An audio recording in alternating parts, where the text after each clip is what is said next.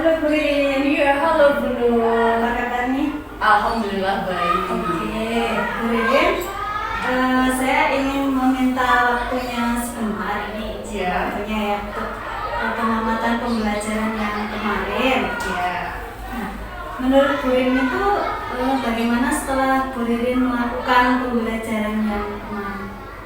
setelah saya melakukan pembelajaran Bu Nur, saya merasa sangat senang karena saya bisa menerapkan pembelajaran berdiferensiasi di kelas saya untuk yang pertama kalinya tentunya ya. Dan saya merasa bahwa hal itu juga berdampak yang baik untuk meningkatnya kompetensi saya sebagai seorang guru. Gitu ya. Kemudian menurut Bu Ririn sendiri, apakah proses pembelajaran ini sudah sesuai dengan yang Bu Ririn rencanakan?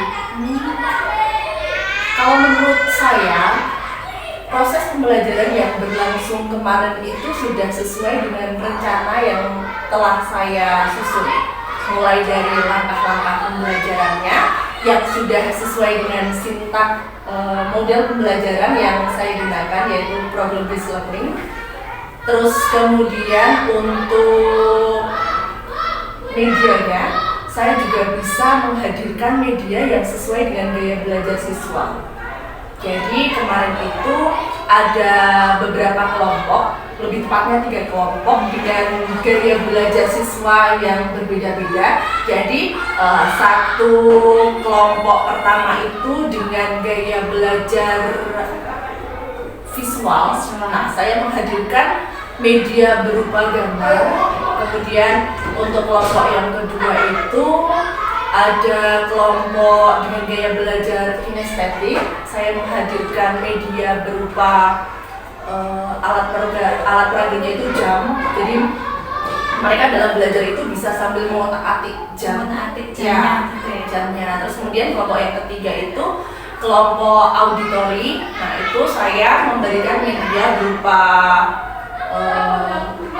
video. Yang tentunya di situ juga ada rekaman suara, karena kan kelompok belajar auditori itu dia lebih bisa menangkap informasi-informasi dalam bentuk suara. Terus kemudian saya juga merasa sangat senang dan tertantang gitu. Dan yang tidak kalah pentingnya, tujuan pembelajaran yang saya rencanakan itu bisa tercapai dulu dengan proses pembelajaran menggunakan pembelajaran berdiferensiasi. Itu tujuan pembelajaran saya bisa tercapai, dan juga anak saya itu bisa mendapatkan nilai di atas KKM seperti yang saya harapkan, walaupun memang ada 2 anak yang nilainya itu di bawah KKM.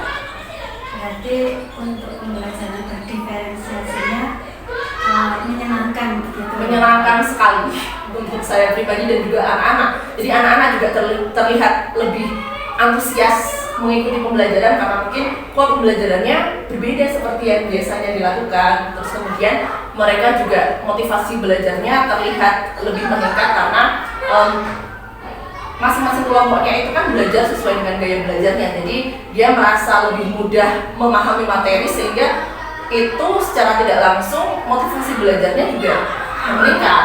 Ya. Nah, kemudian boleh Bu Ririn menceritakan untuk hal-hal yang memuaskan dan yang kurang memuaskan bagi Bu Ririn ketika Bu Ririn itu melakukan pembelajaran. Hal yang memuaskan, yang pertama terkait hal yang memuaskan, tentunya saya merasa puas karena ternyata juga saya mampu untuk melaksanakan pembelajaran berdiferensiasi seperti yang sudah direncanakan, walaupun mungkin belum sempurna dan butuh perbaikan. Yang kedua, yang saya merasa puas itu ketika anak-anak saya merasa antusias dan motivasi belajarnya meningkat. Yang ketiga, tujuan pembelajarannya dapat tercapai. Itu yang penting sekali. Kemudian nilai anak-anak saya meningkat. Ya. Kemudian yang kurang memuaskan itu ketika saya belum mampu menyimpulkan pembelajaran dengan baik. Makanya saya belum menyimpulkan pembelajaran dengan baik. Jadi di situ masih ada rasa kurang puas ya, Ya. karena belum dapat menyimpulkan pembelajarannya. Ya. Gitu. Iya. Terus yang selanjutnya, menurut Bu Ririn sendiri, bagaimana ketercapaian kompetensi siswa? Ketercapaian kompetensi siswa yang awalnya anak-anak saya itu belum bisa untuk mengetahui satuan waktu, belum bisa untuk membaca jam. Setelah saya melakukan proses pembelajaran yang saya kelompokkan berdasarkan gaya belajarnya, dan juga saya memberikan media berdasarkan gaya belajarnya. Terus kemudian saya itu menggunakan metode PBL dengan menghadirkan sebuah permasalahan yang nanti anak saya dengan bekal pengetahuan yang dipelajari ketika dia berkelompok berdasarkan gaya belajarnya untuk menemukan sebuah solusi dari permasalahannya itu. Berarti menggunakan PBL, pembelajaran based learning, problem based learning. Oke. Nah, kemudian apakah menurut Bu Ririn itu sudah berhasil? Kalau menurut saya sudah berhasil benar, karena dilihat dari berbagai indikator, mulai dari meningkatnya antusias, meningkatnya motivasi, dan juga meningkatnya nilai, itu menurut saya pembelajaran yang saya lakukan sudah berhasil. Sudah berhasil. Iya. Bagus sekali ya Bu Ririn ya. Iya, alhamdulillah. Kemudian yang menjadi kesulitan siswa sendiri itu apa bagi siswa yang mereka itu belum bisa mencapai? Mungkin ada siswa Bu Ririn yang belum mencapai nilai KKM. Nah, kemudian di situ kesulitannya itu apa? Untuk kesulitan siswa sendiri ada dua anak yang memang dia selalu nilainya itu di bawah KKM. Inisialnya Z dan inisialnya I. Jadi kedua anak ini memang saya lihat itu ketika pembelajaran sedang berlangsung, itu anaknya itu kurang fokus dan juga memang berpikirnya itu sedikit lebih lambat dibanding teman-temannya. Dan ada satu anak juga ini yang inisialnya I itu dia tidak bisa bahasa Indonesia. Jadi bahasa yang dilakukan di rumahnya itu bahasa Jawa, sehingga ketika gurunya itu menjelaskan dengan bahasa Indonesia itu dia terkadang sulit untuk menangkap apa yang dimaksudkan gurunya gitu. Oh ya, berarti kesulitan siswa itu karena satu dia itu tidak terbiasa menggunakan bahasa Indonesia yang inisial I. Ya. Jadi untuk menerangkan sulit gitu ya. Untuk menangkap pelajarannya terhambat. Kemudian ada juga yang satu dia memang lambat dalam berpikir gitu.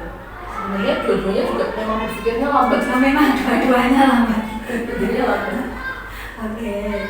Ya, kita lanjutkan ya, Bu Ririn ya. Yeah. Nah, kalau menurut Bu Ririn sendiri, itu kesulitannya Bu Ririn sendiri itu apa?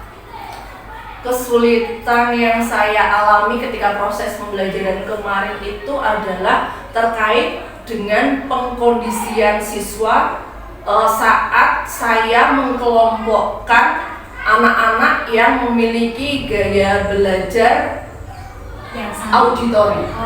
Nah, itu atau kelompok 3, dan di situ saya beri nama kelompok telinga. Nah, kelompok telinga itu terdiri dari 3 siswa. 3 siswa ini 2 laki-laki dan 1 perempuan. Ketiga anak ini adalah cenderung ke anak yang pendiam.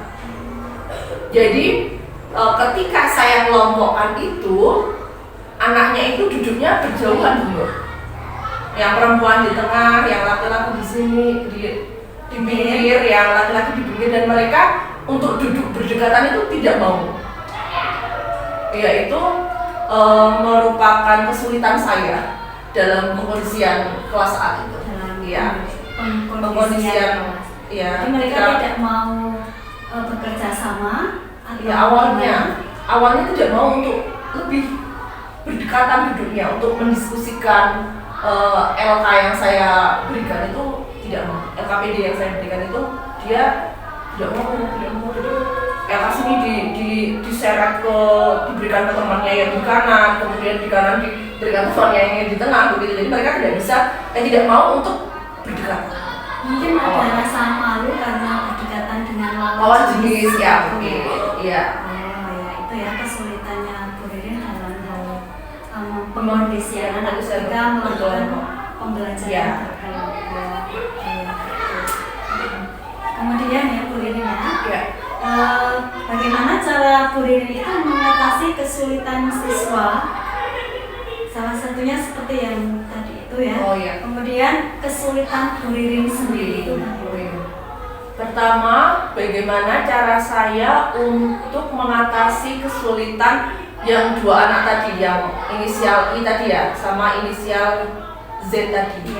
Jadi untuk mereka berdua memang saya setelah pembelajaran selesai itu pasti saya menambah jam untuk mereka.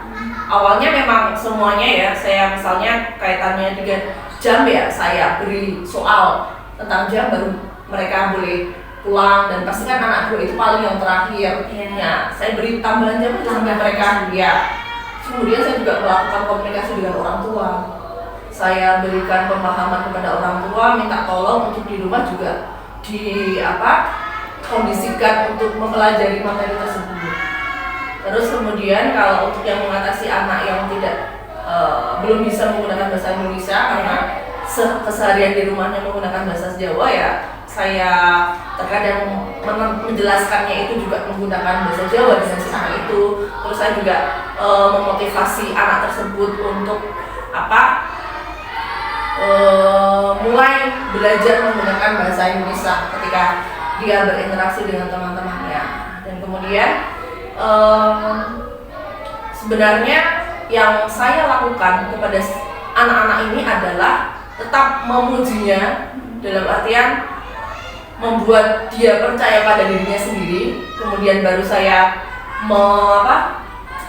memberikan masukan-masukan, karena ketika anak itu dipuji dia ada rasa bahagia, kemudian anak itu akan mudah untuk menerima masukan-masukan dari kita gitu.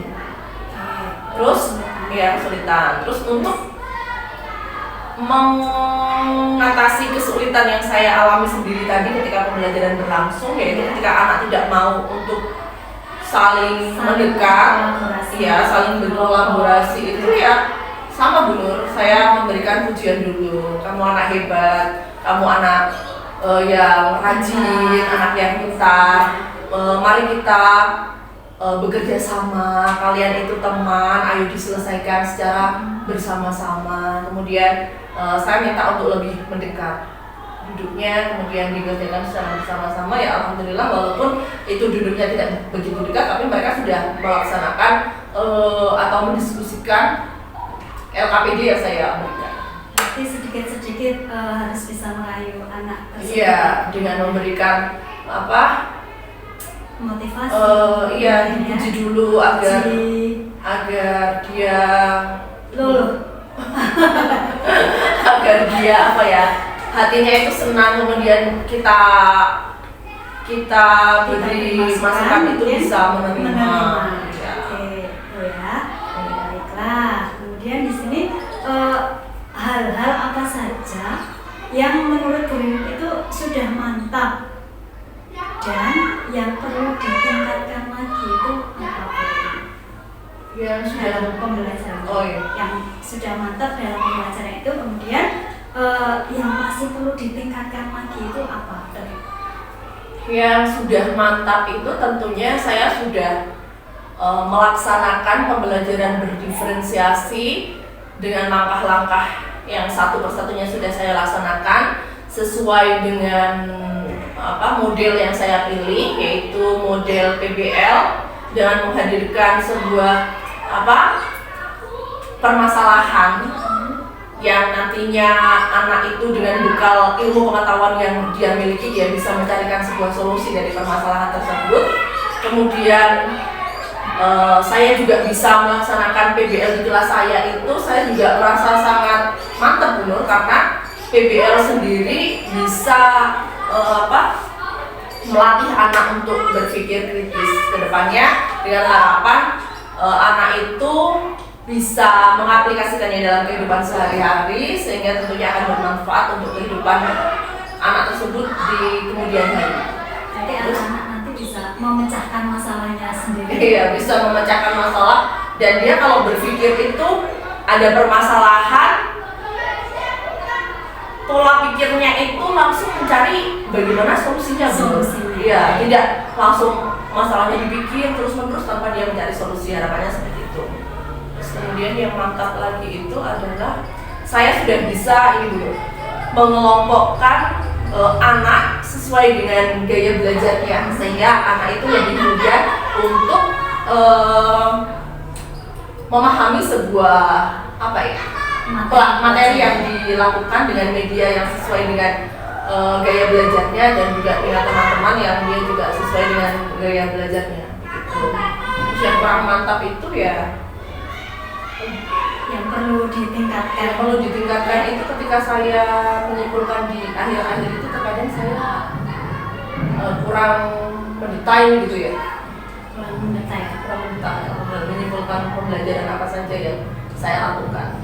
Jadi di situ perlu ditingkatkan kembali ya. Dan juga seperti persiapan ketika saya mengajar, mungkin dari LCD-nya atau pengeras suaranya itu kan terkadang saya masih kesulitan ya dalam mempersiapkannya, jadi harus membutuhkan teman sejawat untuk mempersiapkan pembelajaran dan kolaborasi dengan teman sejawat.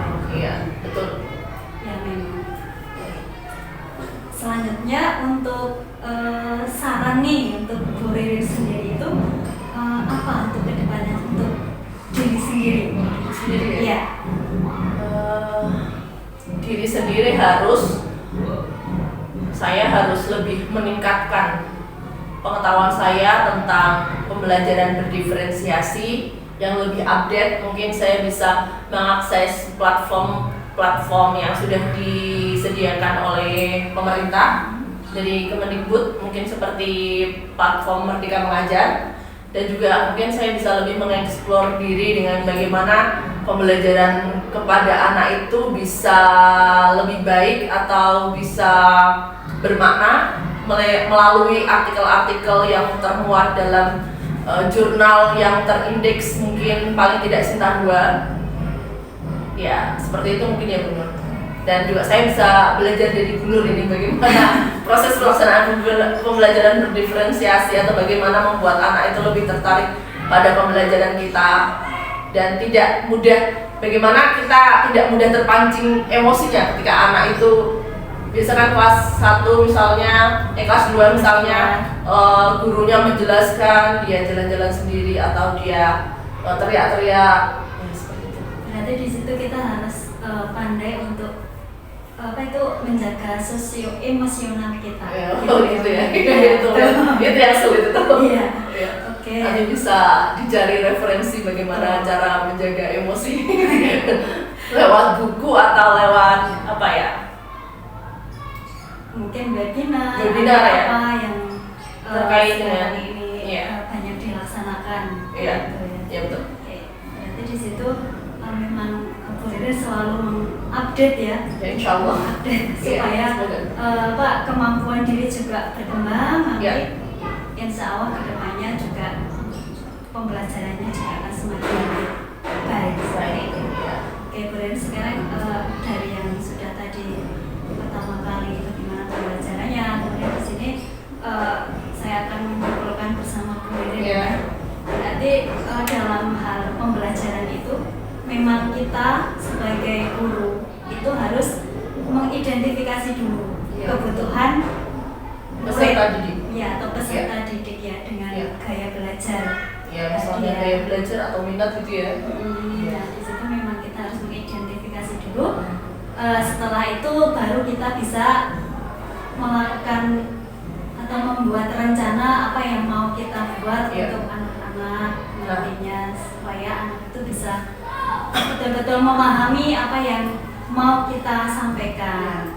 Dalam proses itu juga kita bisa, dalam proses kita mengidentifikasi peserta didik itu, kita bisa meningkatkan kompetensi pedagogi kita sebagai seorang guru. Jadi kita bisa mengetahui bagaimana anak peserta didik kita. Jadi kan terkadang kalau guru yang tidak mengidentifikasi peserta didiknya ketika dia menjelaskan kok anaknya ini tidak mudeng atau tidak mengerti tentang apa yang dijelaskan, disampaikan, itu dia tidak tahu bahwa ternyata anak ini gaya belajarnya kinestetik, membutuhkan suatu media yang sesuai dengan gaya belajarnya. Gitu. Ya, salah satunya adalah pembelajaran berdiferensiasi itu ya. Betul, pembelajaran berdiferensiasi yang memang bisa untuk mengakomodir kebutuhan peserta didik ya, atau peserta didik.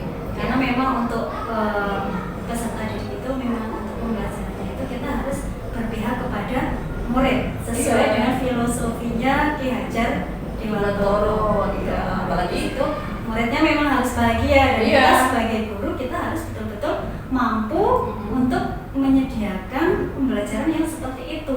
Seperti itu ya. Apalagi seperti yang kita ketahui bahwa karakteristik anak itu berbeda-beda. Kita harus sebagai seorang guru ya harus bisa memberikan fasilitas untuk karakteristik anak yang beragam itu. Iya. Kemudian juga untuk pembelajaran yang sosio-emosional kita seperti tadi yang Bu Ririn sampaikan, kita harus sabar seperti itu ya Bu Ririn. Betul. Sangat perlu sekali. Kita harus melihat peserta didik itu, kita harus memperlakukannya seperti kita memperlakukan anak sendiri gitu ya. Iya betul. Jadi semuanya akan bahagia, bahagia, guru juga bahagia. Guru juga bahagia, akhirnya pembelajarannya bisa tercapai, tujuan pembelajarannya seperti itu yang terpenting, tujuan pembelajaran bisa tercapai. Ya. Itu kesimpulan kita hari ini ya Bu Ririn ya. Kemudian terima kasih sekali ini untuk waktu yang sudah Bu Ririn luangkan. Sama-sama nanti kita kedepannya sama-sama bisa melaksanakan pembelajaran yang memang betul-betul mengasihkan ya. Tentu untuk lebih maju lagi, murid kita lebih sukses lagi, kita harus selalu belajar dan belajar, jangan malas untuk belajar. Terima kasih sekali Bu Ririn. Saya juga terima kasih Bu Nur karena saya sudah mendapatkan pengetahuan tentang pembelajaran berdiferensiasi itu caranya seperti apa, dan juga anak saya kelas 2 juga bisa merasakan bagaimana pembelajaran berdiferensiasi itu diterapkan dalam kelas saya. Saya juga mengucapkan terima kasih untuk ilmu yang sudah di-share kepada saya. Terima kasih banyak juga. Yang itu semoga bermanfaat. Amin, terima kasih. Oke, selamat siang. Selamat siang. Waalaikumsalam warahmatullahi wabarakatuh.